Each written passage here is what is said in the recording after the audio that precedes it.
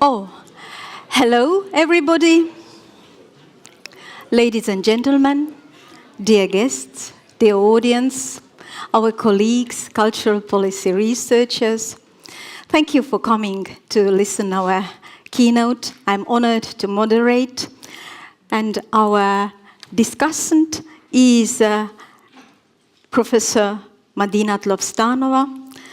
She is working in Department of Gender Studies at Linköping University, Sweden. Madina focuses on decolonial thought and art, post-socialist studies, non-Western feminism.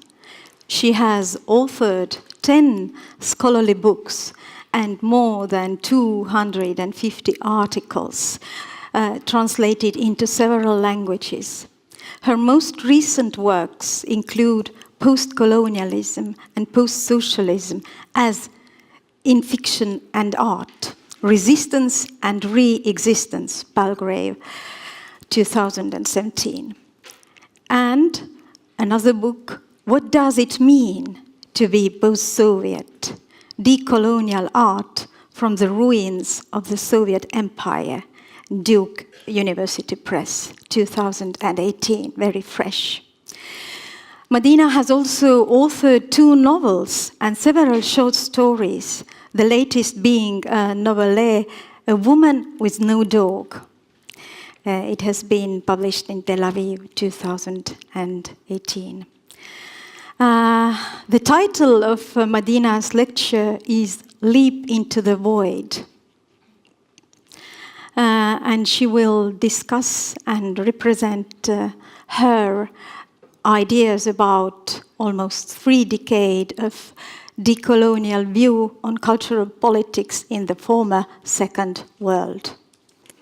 Floor is yours. Thank you so much for this generous introduction, Ege. I am really thankful for this invitation because it's always great to be in Tallinn, to be in Estonia. I try to come as at least 3-4 times a year because it's one of my favorite spaces by the Baltic Sea, the Baltic littoral.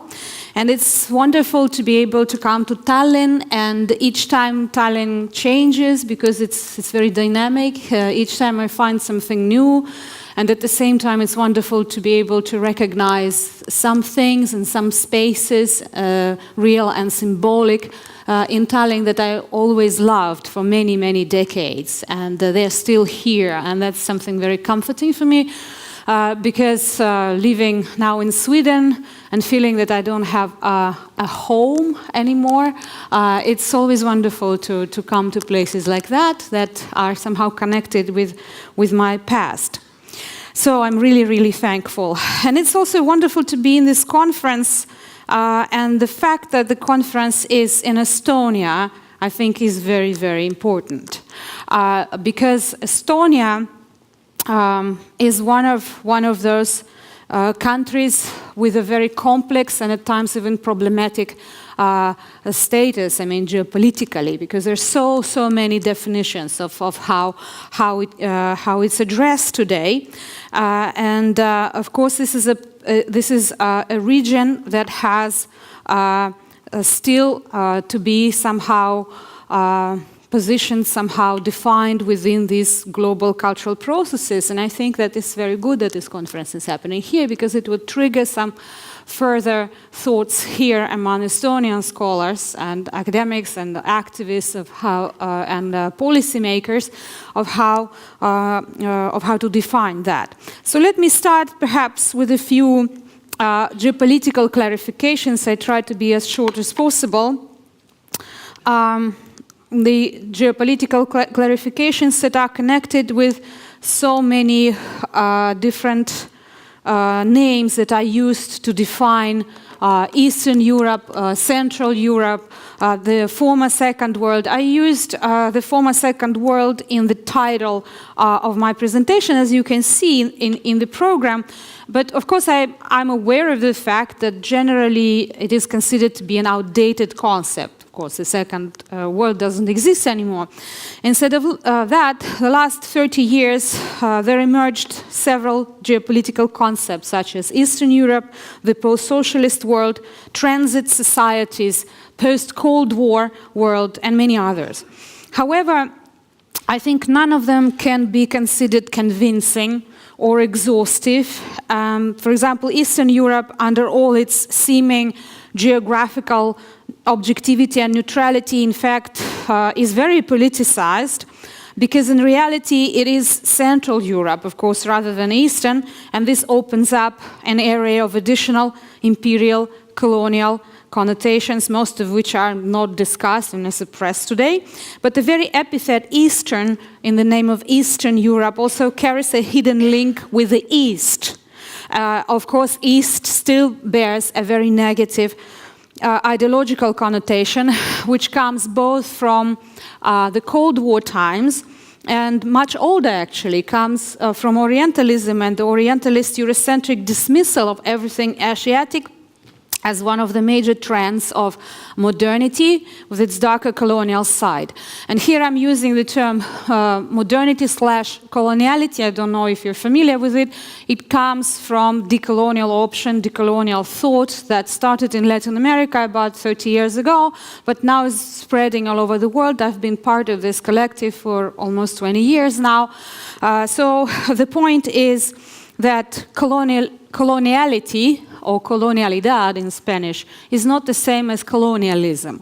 Colonialism is a historical and political phenomenon that is considered to be finished by now. Of course, we know it is not finished because there's neo-colonialism, but it's more or less a set of certain historical events, while coloniality is a trace of colonial thinking, a trace that we find in culture, that we find in knowledge production, that we find in institutions like museums and universities, that we find in racial constructions of modernity that taxonomize people according to their closeness, according to their proximity, let's say, to the European ideal of whiteness. So the negativity of the Eastern connotation is then a boundary. The most of the societies taxonomized as Eastern and marked by the enchantment with modernity want to get rid of. They want to overcome this Easternness, drifting in the direction of more promising coalitions. Thus, for instance, the countries of the Baltic littoral, which were occupied by the Soviet Union, today are more and more often ranked not as part of Eastern Europe anymore, but rather as part, or at least aspiring to be a part of Scandinavian countries. And that's an interesting shift that is taking place now. What stands behind this move in decolonial thought is referred to as the imperial difference. Together with the colonial difference, it has determined the appeal of dependency relations and the dynamics of this catching up modernization in Europe. To put it very simply, starting from about the 16th century, a global imperial hierarchy appeared in the emerging world system, and within this hierarchy, certain empires they acquired first-class status, and certain empires immediately or after a while they lost their prevalence and became second-rate empires. They lost in the race of modernity, we can say. And of course, we don't have time to go into much detail here, but in the second phase of modernity after the Enlightenment is Great Britain, France, somewhat Germany and the United States today, who are in this first league of empires, while all other empires are in the second league, and they are marked by this imperial difference. In reality, it means very often that being empires, they still have an inferiority complex, especially in cultural sense and intellectual sense, in relation to the winners of modernity, to the capitalist winners of modernity like Great Britain or France or the United States today. And in this respect, the positionality of Eastern Europe is very interesting because it's also marked by this secondary Eurocentrism as localized at the intersection of several imperial differences, internal and external. And as a result, we have here sort of hierarchy of colonizers and various other subverting powers, and within it, the Russian/Soviet and Ottoman Empire, for example, they act as the least desirable, the least acceptable colonizers, whereas the Habsburg Empire, Germany or France are considered much more desirable. That's a very weird logic, but you can still see its traces in some of the cultural discourses even today. The term post-socialist world or post-socialist countries is unanimously rejected by almost all of the former Soviet republics, and particularly those republics that claim to be European or want to become European very much. And also by most of the state socialist countries, although technically this concept is more accurate than metaphoric and blurred terms of Eastern Europe or even the Second World. This is not surprising, of course. If most of these countries dream of rejoining Europe and erasing their difference with it, any reminder of socialism, and particularly forced socialism, and almost identical with colonialism in many of its methods, today, 3 decades after the end of the system, seems to be an offensive, anachronistic gesture. I encountered this reaction lately in many places, in Georgia, in Latvia, in Estonia, in Poland, in several countries of the former Yugoslavia. Today, this persistent Eastern European dream about Europe, which it longs to join, often clashes with reality, marked by a much more complex dynamics, shifting and multiple identities, open processes of inclusion and exclusion. The concept of transit societies, prescribed by mainstream Western political science and area studies for a while, has been, of course, criticized time and again for its condescending nature, grounded in striving to classify humankind in accordance to, again, this proximity to the Western European models of development. And the initial promise of inclusion on condition of some kind of model behavior were never fulfilled. And that, unfortunately, we can see in many countries that were tagged as transit societies. Thus, the opportunity for Eastern Europe to claim its belonging to true Europe aroused during, for example, during the debt crisis in Greece, which allowed the model Europeans or aspiring Europeans to juxtapose themselves to the failed ones. However, this was kind of a hard-fought status, exemplary economic European status, subject status, which, for example, countries like Estonia and Latvia attempted to achieve at that point, then was subsequently lost several years later when the so-called refugee crisis happened. And then immediately these countries were criticized for not being ready kind of to open their doors and accept as many migrants as possible. And that's also, I mean, we can criticize this, of course, and be critical, but we have to go back in history and see what is behind this, and how this subjectivity and this positionality developed, how it's connected again with the occupation by the Soviet power and the, for example, behavior of Western European countries just before World War II. So it's all connected with a lot of interesting and important details. The post-socialist temporality, and that is an important thing here to mention, is viewed as an abrupt historical rupture with the discredited socialist modernity, rather than a sort of slow progressivism within the same Western modernity, though being on its darker side. And that would be the case of post-colonial countries. So for post-colonial countries, nothing changes. They remain within the same Western modernity, but they slowly progress, and this is how they're viewed. It's either through Orientalist lens or through progressivist lens. And so, I mean, I don't know what is better. For me, both are worse, as they say in Odessa, but I guess this is one of the patterns that is preserved. But in case of Soviet regime, and some more so actually of socialist countries, it was different. Because as Boris Groys, I think, wrote in one of his works, Soviet and slash socialist progressivism was a radical one.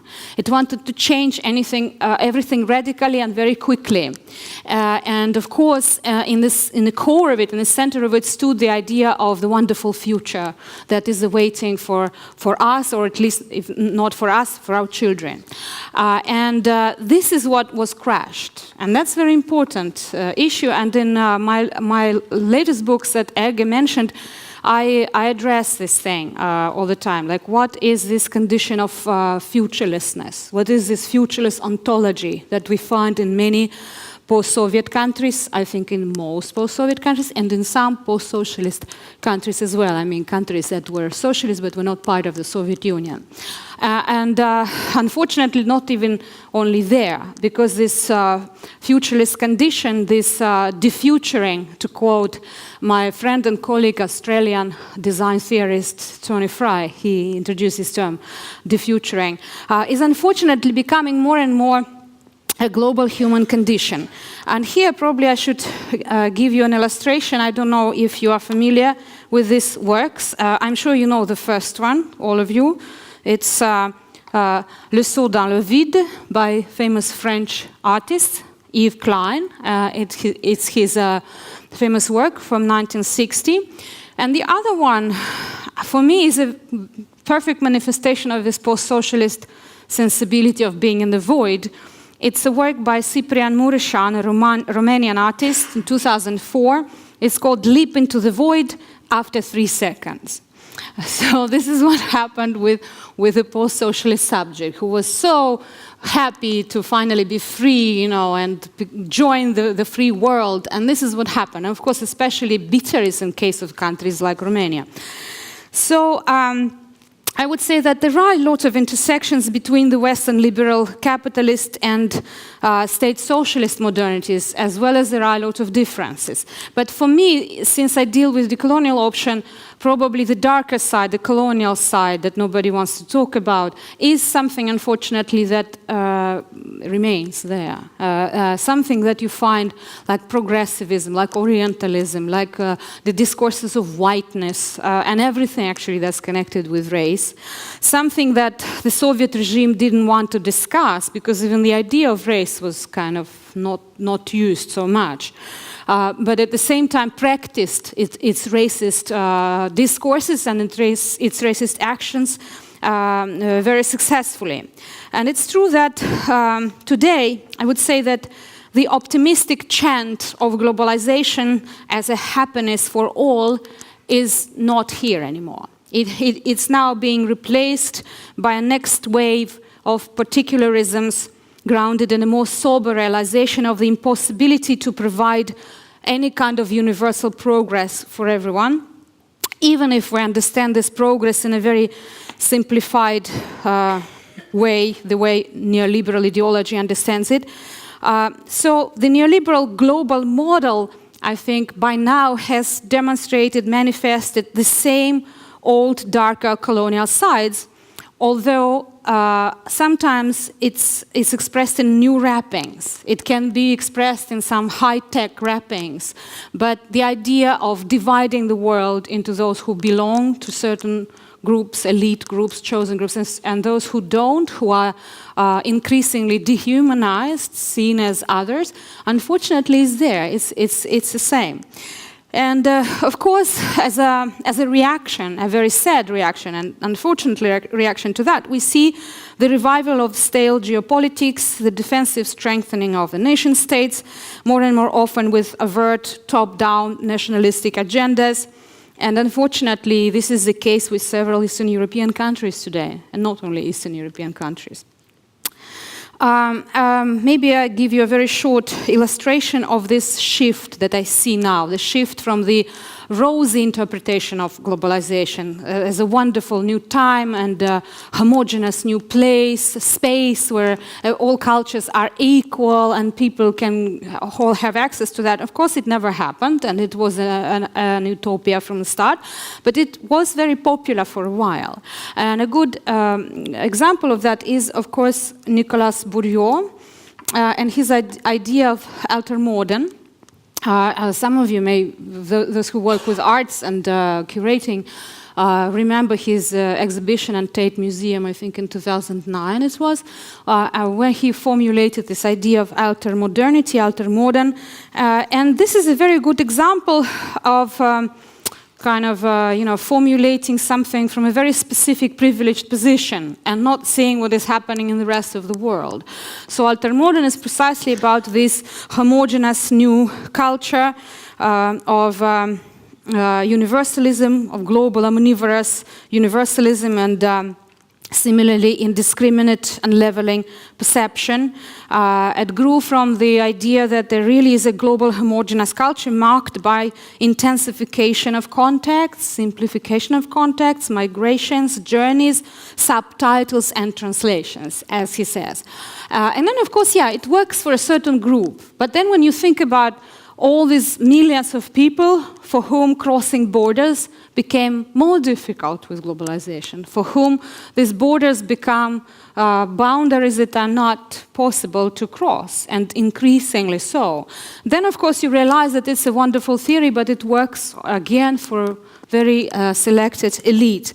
In this context, the destiny of East European ex-state socialist others who were, of course, involuntary inhabitants of this losing socialist modernity, looks like a gradual dissenting from the initial patient waiting to be accepted and stop being treated as second-rate Europeans to today's bitter, I would say, post-colonial analogizing. That's an interesting thing that in the recent 5-6 years, or even more in some cases, people from Eastern Europe, from Central Europe, from post-socialist countries, they started looking into post-colonial paradigm and decolonial paradigm as well, in order to find models there to think about their experience and look at Western Europe, the core European countries, also as this kind of a colonizer, let's say. Not in the direct political or economic sense or military sense, but in the sense what sort of role is left for Eastern Europeans in this new wonderful world, neoliberal world that we are experiencing today. And a lot of it is connected also with an interesting thing that, socialism ceased to exist, but nobody in the first world, in the global north, actually wanted to notice the people who continue to live in this territory. And that's one of the ideas that I keep coming back to. Like, we are not about time, we're about space and about people. So post-socialism is not like, okay, the time after socialism. It's also about people, because people are still there and they still need to make sense of their experience of what is happening today and how can they build their future. And I think we need to address it ourselves. The post-socialist people, Eastern European people, what have you. Instead of sitting there and waiting again for somebody to come and bring us a ready-made paradigm. And I'm very happy that it is happening. I can see more and more initiatives like that among some of my colleagues, because I have a lot of colleagues from Latvia, from Estonia, working in different Western universities and also in their home countries. We collaborate with many of them, and the level of their critical reflection is amazing. It's really interesting, and I'm really happy about that. So we need to question all of this kind of ready-made mainstream paradigms, some of which were addressed yesterday in the keynote, such as Huntington's famous, or I would say infamous, idea of the clash of civilizations. Or, for example, the idea of Francis Fukuyama, a notorious end of history discourse. Yeah, now we realize that history never ended. It kind of resumed its course.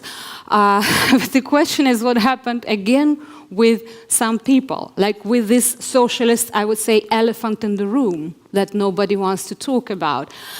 Because the new geopolitical divisions that we're struggling with today mainly were caused, let's say, they started because of this elephant in the room, because of this socialist world that collapsed. And that is something that I think needs to be claimed. Like, we need to notice the elephant in the room. And the elephant needs to start thinking and reflecting critically on its own experience and providing something different not Orientalist annihilation and progressivist appropriation. In fact, I think that a lot of times, and of course it's different for different countries. It would be one thing for Estonian and a different thing for a Georgian, and the third thing for a Russian, I guess, this feeling of becoming problem people. And I'm using concept of problem people in the sense William Dubois, a black thinker, sociologist, used in 1903, I think, in his book, The Souls of Black Folks, like how you become a problem people. Problem people in the sense that your humanity is seen as a problem. You are problematized as a human being. And I think that unfortunately the whole region of Eastern Europe was and still is in some cases regarded as a problem region, as a no region. And here when I say no region, I am quoting a group of feminists actually, because feminists were among the first who formulated this. I think in 1995 there was a huge international conference of women and feminism that was in Beijing, if I'm not mistaken. And there was a whole group of post-socialist women, and at that point it was very fresh. It was like several years after the collapse of the system.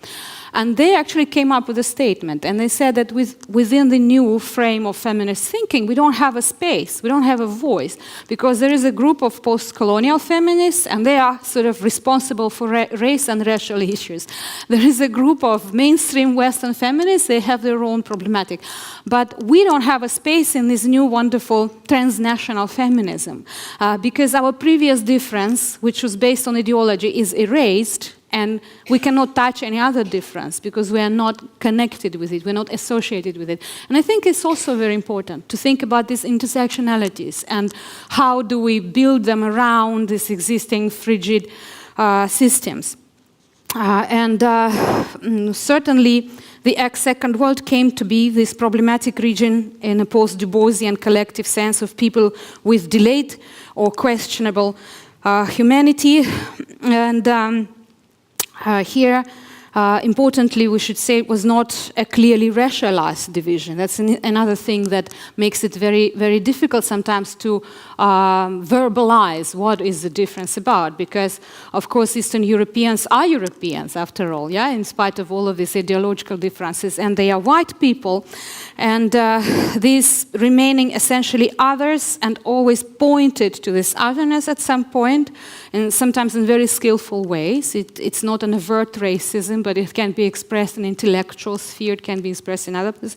And here probably I should quote one Russian, although I don't like to quote Russians, but this is a Russian postmodernist writer, Viktor Yerofeev, who is very critical of Russia, of course, and Russian mentality. And this comes from his book, very ironic, very mocking. He says, I say, Russian in Europe is like a cockroach.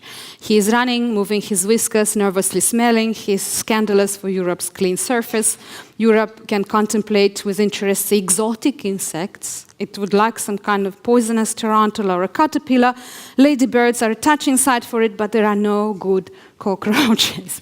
I like this because I think that it expresses this attitude. Like, you're almost like us, but not quite. So we tell you how to develop, how to start from scratch and go along this corrected version of modernity, which is different from socialist modernity, which is different from your own national ideas of modernity, perhaps, that you had before. So this idea of the futurelessness that I mentioned, by the way, it's a real village in Russia which is called Future. Будущее, and you can see. So this, I think, is very important, and it leads directly to, let's say, very doomed cultural politics in today's Russia, for instance. And why is it doomed? And why, even if they seem to be skillful in their propaganda, there is still, you cannot compare it in any kind with socialist times, because socialism, in its social contract, offered the people the idea of the future, as I said. While today, Putin's regime, of course, is not offering any kind of future. It goes to the past instead, and that's a very interesting phenomenon. It goes back to the war, World War II, it goes back to some, I don't know, Gagarin and some spaceships, it goes to some sports or whatever, but it's always going back to the past. It's never promising anything in the future, and that, I think, also makes it very, very vulnerable, this regime, after all. And so I would say that the post-socialist case is rather specific even within this general global tendency towards defuturing. For one thing, the very refusal to legitimize the category of post-socialism as a special condition that we find in many countries is also very, very problematic. It is an indicator of erasing of us and our experience and knowledge from those very global cultural flows which this conference is devoted to. The erasing precisely in our own capacity with our trajectories, with our local histories, rather than on enforced grounds of the global culture, global coloniality in which you all live.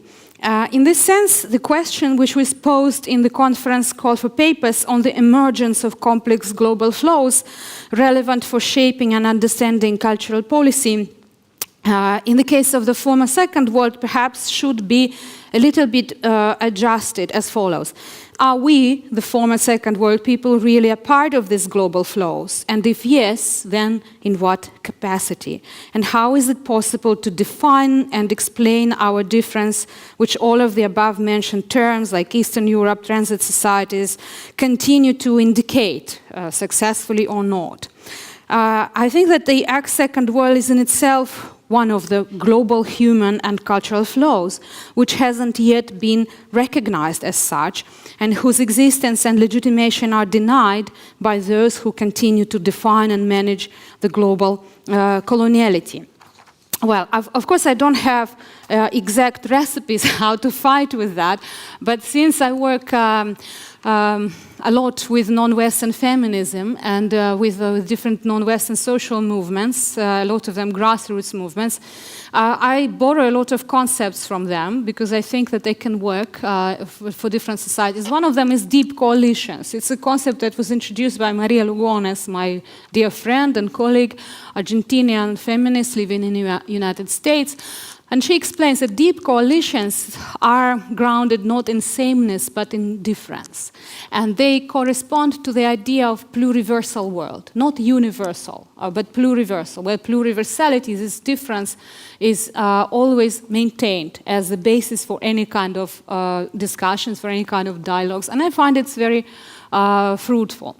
And another thing is that we have to, I think, start changing these vertical relations in the productions of knowledge, meaning that knowledge doesn't have to be always formulated and created and then dispersed from the Western centers of power.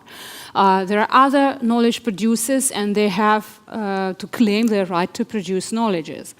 And the coalitions between these people, these deep coalitions, they should be also addressed not through vertical terms, but rather through transversal terms and connections, for example, between peripheral Europe and global South. That's very interesting. I'm working on that now, how to make these dialogues possible between post-colonial people and post-socialist people.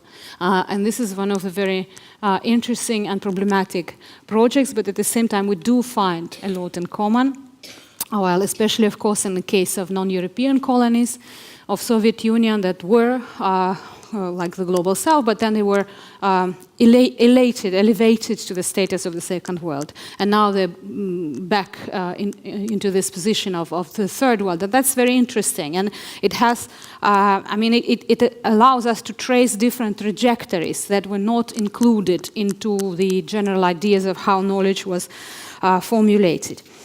So I think that I should stop here because I'd rather have a discussion, maybe, yeah? Because it's important. And you must be tired of me right now.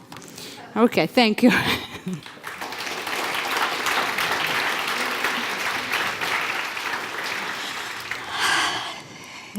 Would you like to sit down with me on the couch? Yeah. Or, and I'm opening the discussion. Actually, I forgot to introduce myself. My name is Ege Kulba-Klatik. I'm a cultural policy researcher. And I also forgot to mention that Madina Tlostanova is a multi-talented person. And next time, hopefully, she will present us as a rock singer also here in Tallinn. But to open the discussion, I would like to say that I'm very, very happy that we can start to reflect on our past, our post-Soviet past. I share the idea that in respect of comparing the differences in the socio-economic and historical development patterns of Western European states, Nordic states, and the Baltic states as part of Soviet Union, the concept of different or multiple modernities should be considered as one of the key issues. And the recent history of Estonia and the Baltic states is special because it offers an example of different experiences of modern state practices. We have the experience of development of nation state with the rise of liberal democracy and industrial capitalism within the Western modernity during 1918 until the end of 30s, when the Second World War started. And then we share the experience of Soviet socialist state practices from 40s until 1991 within the communist project of modernity. So the questions asked by Madina Tlostanova, how we start to reflect on our different modernities, our different experiences, is very important. Even yesterday we noticed this Huntington was strongly intrigued by Polish research. I hope that she will be here today and will ask and participate in the discussion. And what is important, that we are not waiting until Western socialist theorists will come with next paradigms, and we will just accept and start to reflect and start to see our stories through their lens, through their views. We need to speak and discuss. So my first question is, let's start from the Soviet period, because in Estonian case we were not able to reflect our Western modernizational era during the Soviet time. It was not allowed, not tolerated by regime. But in a very strange way, we are in difficulties also to reflect about socialist era. Because there are many different aspects, many stories. Many people are still hurt. And when somebody is saying something pro or contra to Soviet era, there is an official narrative that it was only oppression, and it was a violent regime. But there are also other stories. So I'm asking from you, how do you feel, you as a feminist and a social scientist, in reflecting Soviet era? Mm-hmm. Do you see it only as a violent regime? No, I don't. I think it was very complex, and it's not to say that I'm defending it. No, I'm totally against it, of course, and I'm very happy that it's over. But what came now is very problematic too. Absolutely. And, it's like from the world of real socialism, we got into the world of real capitalism, and also on certain conditions. That's another thing, that we were prescribed a certain role in that world immediately. We were not free to choose that role. And we got there at the point of very harsh neoliberal globalization, which also didn't leave us much maneuvers, right? Mm-hmm. And another thing that we have to remember also, that during the existence of the socialist system, it was used by the left discourses, by labor discourses in Western countries as a level, so to say. They were using it to negotiate the position of people with their governments, and they could improve the living conditions of the respective societies, because there was always something to compare with. People could come and say in the democratic societies, okay, but in those socialist countries they have all these rights, why don't we have them? And now there's nothing of the kind anymore. So any kind of wild capitalism is possible, any kind of discrimination, any kind of exploitation is possible, and there's no power that could be used, even in a very pragmatic sense. Protect people. Exactly. That's what. This is the people who are not able to protect themselves. Yeah. And I'm not saying that we were really so happy and had all these rights, but at least on a global level, it was used, to kind of make the world maybe more just and fair for at least others.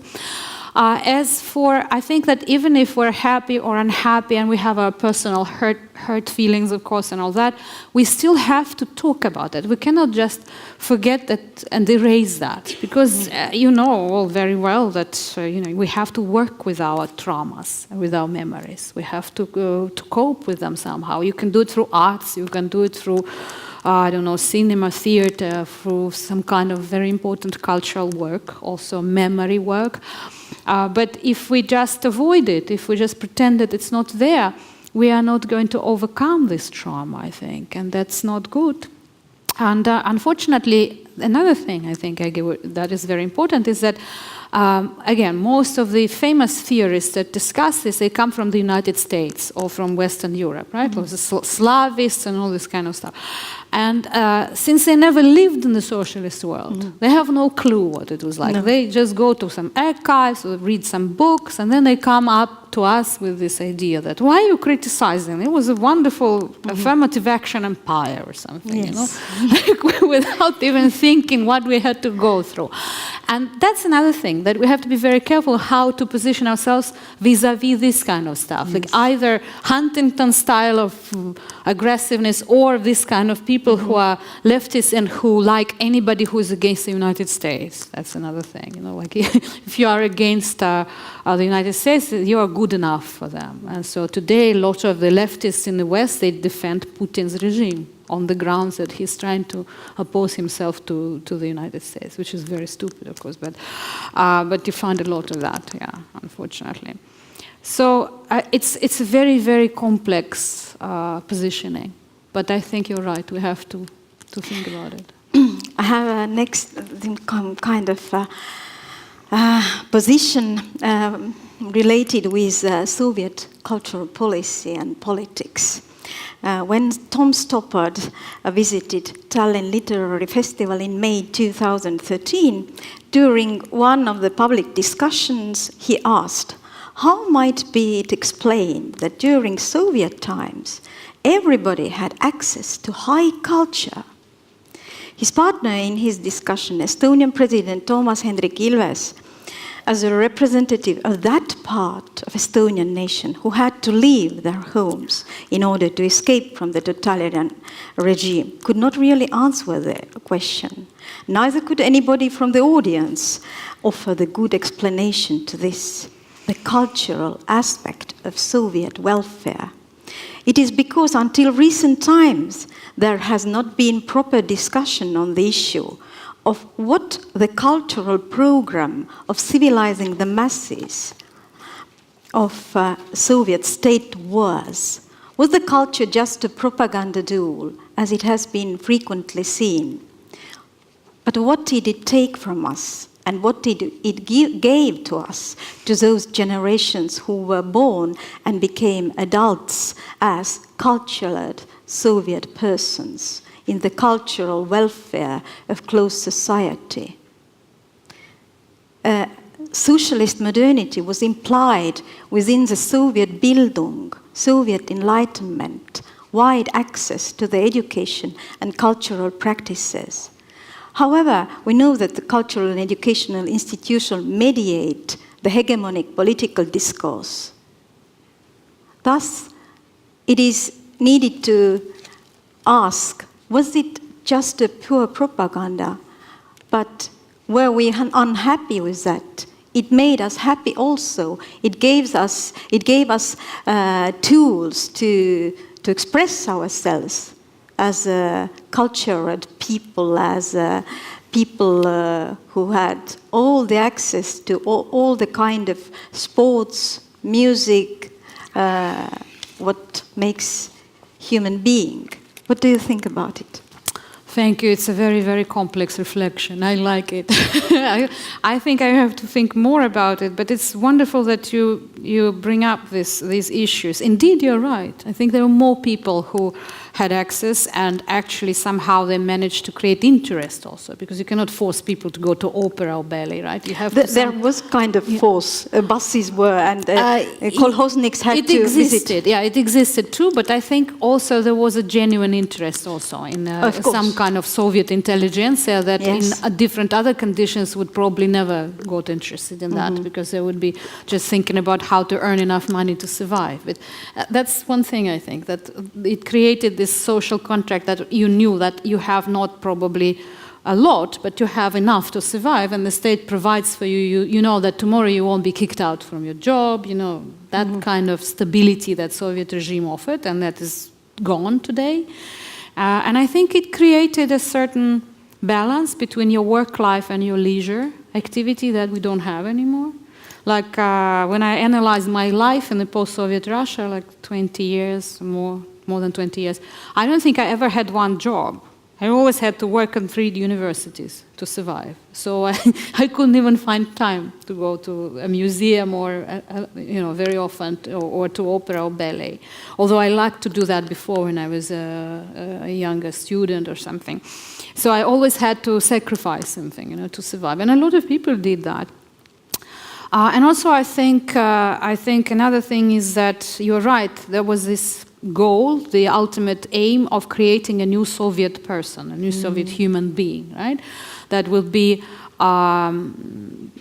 kind of very patriotic, of course, erasing their national culture, ultimately. I mean, that was the ultimate goal.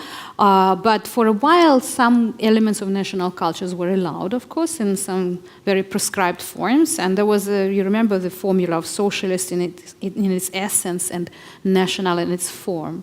And that's how writers were supposed to be, or musicians. So you were allowed some kind of exoticism within your national culture, but you had to be ideologically correct. But at the same time, a lot of these writings, a lot of these, sculptures, they were really skillfully made, let's say. And aesthetically, they were not mediocre. They were not bad. And that's a very interesting trick, I think, that the Soviet Empire used. Now, I know I focused on that recently when I was working and got interested in how art education was organized in Soviet Union. And it's amazing that there were these general departments of academic art, let's say. They were called academic, and they were actually very Enlightenment-like or Renaissance-like, because that's were the patterns according to which people were, taught to draw, for instance. And then there was national departments, and national departments were seen as mediocre because national was identical with tradition. And in any modernity, and especially in Soviet modernity, anything traditional is bad because it's outdated, it's somewhere there in medieval times, so who needs it? And so if you wanted to do national, you had much narrower opportunities because national art was usually not developing, it was not connected with today, it was something repetitive, some kind of patterns that had to be learned and then reproduced. And even, their curricula was different. For example, they never had classes in the larger history of world art that the academic departments had, because it was considered, well, since they are going to reproduce the same kind of artisan things, they don't need to know about Mozart or, I don't know, whatever. And that is also an interesting division. And it's also interesting what artists did with it today, or do with it today, because I work with a lot of post-socialist artists, and some of them still got their education in the last years of the Soviet Union, and they chose precisely these academic departments where your national identity was erased. You had to choose. Either you are a nationally marked, so to say, artist, or you forget about it and you become an academic with erased and presumably Eurocentric, of course, or slash Russian academic identity as an artist. And one of them is a Kazakhstan artist from Kazakhstan, Yerbasin Milidibekov, whom I like very much. He was trained in the last years of Soviet regime as a sculptor. And he learned how to make Lenin busts very well. And he was thinking like, I'll be okay, you know. He didn't expect the Soviet Union to collapse. I'll be making these Lenins all the time. And then the Soviet Union collapsed. And now he's the most interesting, ironic, post-colonial, I don't know, post-modernist sculptor who makes his busts of Lenin. But then he mutates them into something. And one of his series is called Mutation. And so you see first Lenin, then Lenin is like a Giacometti sculpture. Then Lenin comes into Genghis Khan, then he becomes Patrice Lumumba or something. And that's also very political because it shows how nothing really changes in these new regimes, you know. Like it shows exactly how ambivalent is art. Yes. And what you can never control it. No, no, of course. And so I think that there is hope here. At least Soviet powers hoped to control it. About this folklore was used in the cultural politics. It was said out by Gorky in 1935 in the Congress of Writers when it was decided by Soviet authorities that folklorist view is very important for Soviet nation because it is helping people to understand each other because it was as a precondition for another Soviet very important politics of culture, Druzhba Narodov, friendship of nationalities. So folklorist view was needed to be able to learn our brotherly nations. And it was a huge flow of Soviet cultural policy. There were institutes in universities, and as you just described, the folklorist research was made, and it served also because the empire was put together from sovereign republic sovereign. It is quoting, but nevertheless, the local nationalities were important. And the whole idea was this socialist in content and nationalist in form. When this socialist content was blown away with wind and with Cold War, then this nationalist form stayed, and all these nationalist practices of Baltic states, singing revolution, etc., then that's why also it was one of the aspects how it collapsed. But now, I think I'm giving the word to the audience and inviting people to broaden our discussion and to open your interests. And I see there Mikko Lagerspets is already handing his hand. Please. Yes, thank you. Madina, it was a very inspiring and lecture, nice to follow. But I would like to pick up something that you said in the very end. You said that we actually need to move away from the vertical mode of knowledge production, and I mean, which is then centered in the let's say in the centers of the first world. So that sounds nice, but do you think it's possible? Yeah, that's a very good question. I think if I didn't believe in it, I won't be here, wouldn't have been here. And it's difficult, you're right. And I think we have to do it all the time. It's a non-stop process. Because even if, for example, I will use an example of feminism, like third world feminists and post-colonial feminists formulated this like 25, 30 years ago. The problem that they are not heard, they are not listened to, they don't have the space in knowledge production. But at the same time, it still continues. And I can give you an example. Recently, Me, together with my two colleagues, one of them is from Estonia, my younger colleague, Redi Kubak, who works also with me in Sweden, and the other is a colleague from India originally, but she is a professor of political theory in Uppsala University. So we wrote an article precisely about that.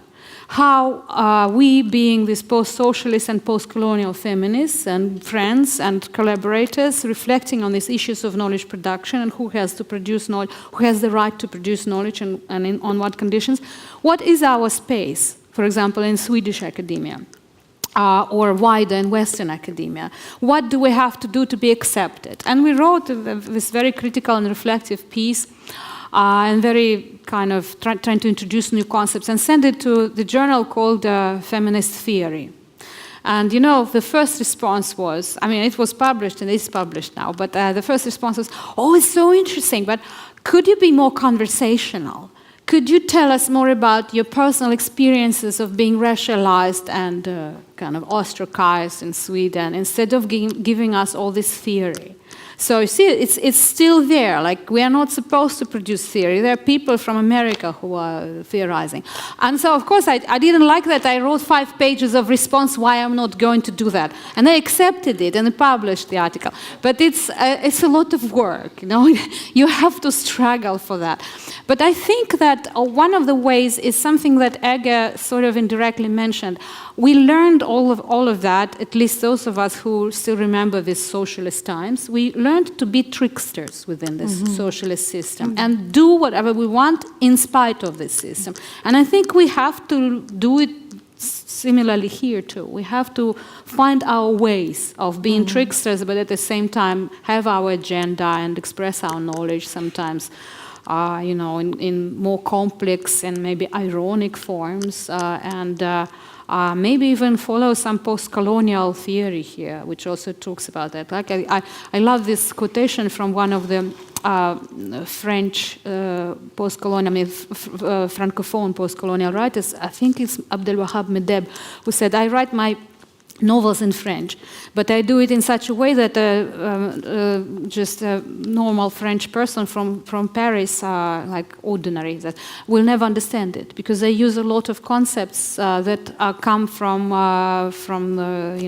Africa, from the former colonies of the French Empire, and so this reader would be lost in my novel as if he's in this maze of streets in the old town, so to say. And I think we can do that too, because there's so much experience, complex experience, so much reflections on that have to be somehow, communicated to the world. And we have to do it somehow. Sorry, I'm speaking too much. There is a next question, Professor Singh. Thank you. And thank you for a very stimulating and complex subject that you've tackled here. And I wanted to pick up on this tricksterness and the complexity with which we might be able to make post-colonial claims. Yesterday, it's interesting to me that the Huntington quote, for example, gets remembered. The most important thing you say in a speech is right at the beginning. And I said, I noticed many Indians in Tallinn, which produced muffled laughter from a couple of people and silence from the rest. I ended with Pablo Neruda. I put in Freire. I put in Frantz Fanon. And so it speaks to our colonial imaginaries that Huntington is remembered out of this, which for me was a throwaway slide, speaking about the past.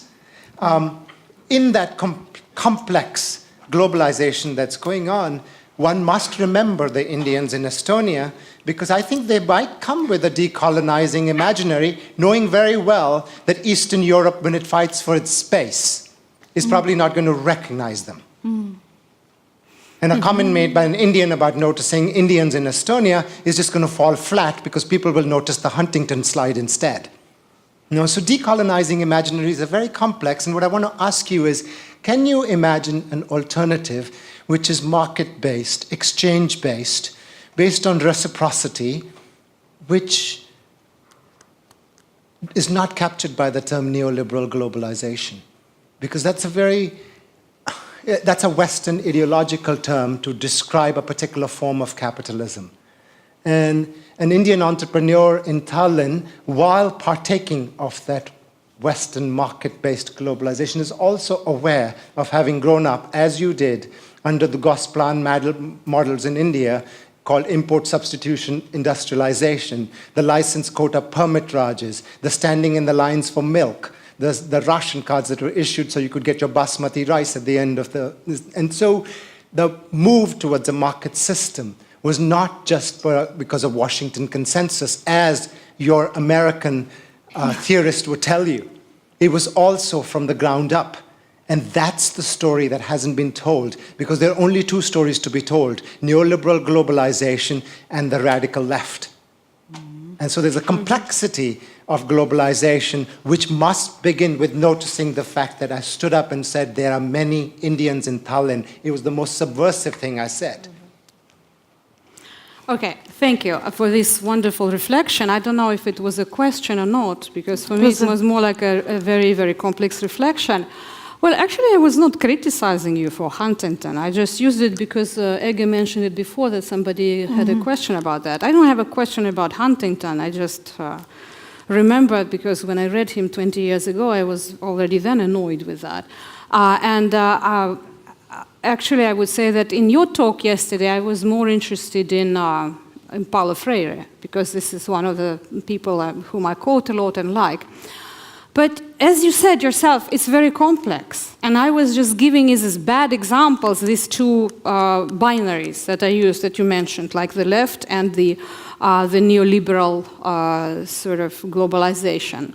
Although I don't think it's even more complex than you say, because people in the third world countries, former third world countries, they tend to not know much about the diversity of socialist and Soviet experiences. For example, I have nothing to do with Russians. I am a post-colonial person. I'm part Cherkess, part Uzbek, which are two colonies of the Russian Empire and then later Soviet Empire. So in my case, all of what we were discussing today was also, what is added to that was racism, because I was always seen as a subhuman because I'm not Russian and I'm not white.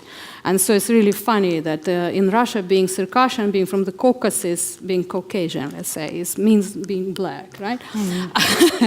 And that's another thing that, for example, makes it easier for me to deal with post-colonial issues, because that's what I am, post-colonial / post-socialist. But at the same time, yeah, I think you're totally right. We have to think more about it in the decolonial option, which I'm part of.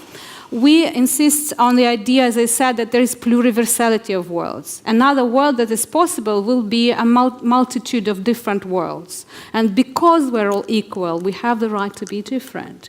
And the point is here not to create a homogeneous world with, or the world that we had before with these two poles. It's also very bad, the Cold War kind of the division. But today we don't have even that. We just have one world, yes, and all these efforts to create some kind of de-Westernization techniques that we find in China or in India or in the BRICS countries. I hope they are successful. I really do, because then we have a diversity, dynamic kind of diversity, but it's still open, I think, the question, and we have to all think about it more and work for that. It's something that we really should work on, yeah. Okay. Yes, I will give you a question. I just wanted to reflect that. I don't know why, but I started to thought Fela Kuti, African musician who also kind of reflected already in early 60s very strongly through his music, also created a narrative of his Africa. This could be also the way of these multiple modernities to trust artists. But I will give a question to you. Yes, please. Yes, and another one, yes. Introduce yourself, please. Justin O'Connor from Monash University in Australia. I don't know, it's a big room, so there's lots of elephants walking around in the room. Yeah. But to me, you're talking about transitions from the Soviet socialism and the West and all. To talk about that without mentioning China seems to me too big an omission, because here you've got a context where we have got a transition from a kind of state socialist system to something else, which we can talk about what it is. I think it is socialist in certain areas, but there it is with a strong line going back to 1949. Russia was a collapse. I think it was a catastrophic collapse. And I blame part of it on the Russian intelligentsia, who gave up on the idea of socialism so quickly. But these things happen. But how do you fit China within that? Because there it is, a system that, multiple systems in a huge country, but there that holds on to a notion of socialism with Chinese characteristics, socialist market economy, whatever you want to call it, but it holds on to a notion of socialism and explicitly links it back to the communist revolution. You've got to situate the West and Russia in the context of that, surely. Well, I mean, you don't have to, you may. And in some of my works I do. But today, it was not the point in my talk today, because I wanted to talk about Eastern Europe. And that's a very special story, of course. You cannot put it together with China. If we are speaking about socialism as an ideology, yes, of course, then we have to. And I would say that, to me, I mean, with all due criticism for Chinese way of doing it, I think that I'm very sympathetic for certain ways of kind of still preserving some elements of social system and at the same time allowing for market economy to develop. I think the Soviet Union also had that option.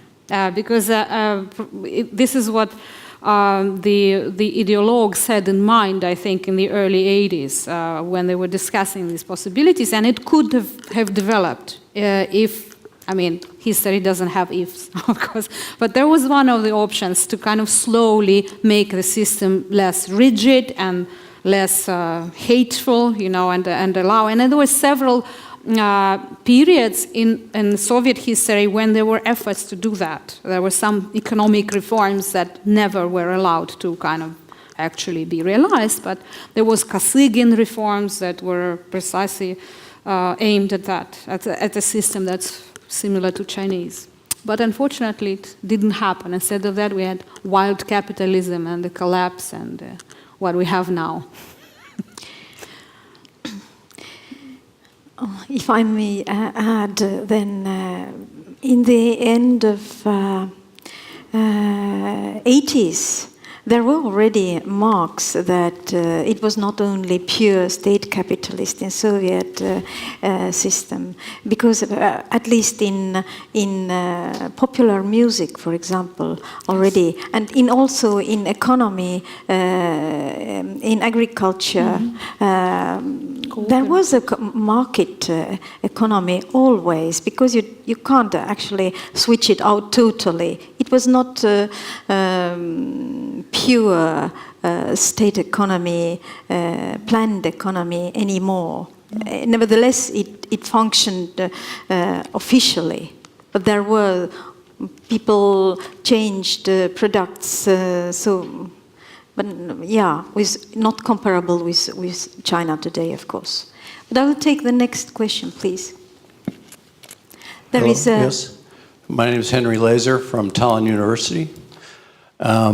There's a popular Cold War Czech proverb about three guys looking at a waterfall. One is Russian, one's American, and one is Czech. And the Russian says, that's a beautiful waterfall. What we need here is a power dam and railroads to power factories for the people. And the American says, well, that's a beautiful waterfall. What we need here is like a theme park, like Disneyland, with shops and restaurants and condominiums. And they turn to the Czech guy and they say, what do you think? And the Czech guy says, that's a beautiful waterfall. Can we go get a beer?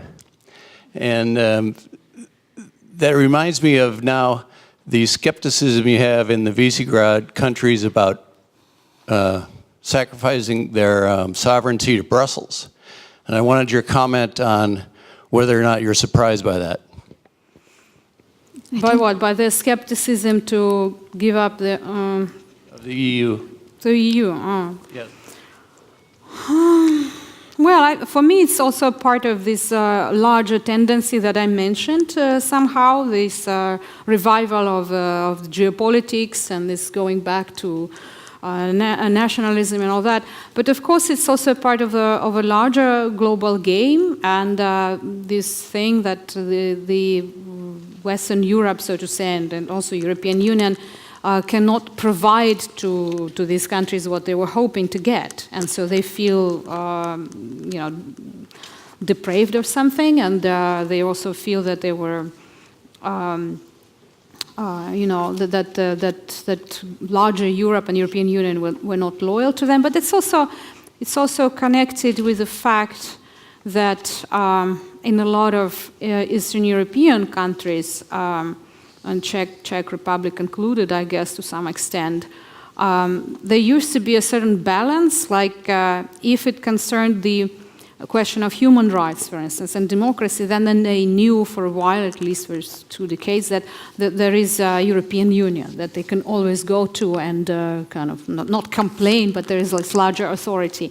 But now this consensus is changing, of course, and I don't see it as a very positive thing happening, although I'm very maybe skeptical about European Union as well. But I think that if each of these countries stays on its own, it's worse. It makes it more vulnerable still. Although, of course, we don't know what is going to happen, and historically we all remember that there were other options that were never realized. For example, there was this option discussed in the first half of the 20th century of the Central European Commonwealth of States that was seriously discussed, including the Czech Republic, I think.